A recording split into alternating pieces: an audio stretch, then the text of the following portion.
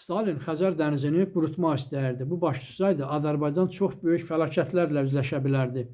1930-1940-cı illərdə Sovet İttifaqında böyük bir layihə müzakirə olunurdu. Məqsəd Xəzər dənizinin suyunun səviyyəsini süni şəkildə aşağı salmaq idi. Bəs səbəb nə idi? Səbəb neft. Sovet rəhbərləri çox gözəl bilirdilər ki, Xəzər dənizinin dibində böyük miqdarda neft ehtiyatları və yataqları var. Bəs plan nə idi? Plan Volqa çayının istiqamətini başqa yerlərə, başqa səmtlərə yönəltməklə Xəzərə gələn suyun səviyyəsini aşağı salmaq idi. Lakin alimlər xəbərdarlıq etdilər.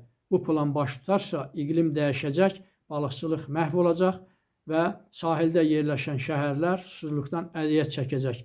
Ən böyük ziyan da Azərbaycana dəyəcək və Azərbaycan çox iqtisadi və ekoloji problemlər yaşayacaq. Və əlavə də buna 20 il vaxt lazımdır və böyük miqdarda da vəsait lazımdır.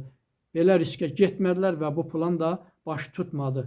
Əgər bu plan baş tutsaydı, biz indi tam başqa bir regionda yaşayırdıq. Bəs bu haqda siz bilirdinizmi? Bu tip videolar maraqlıdırsa kanalıma abunə olun.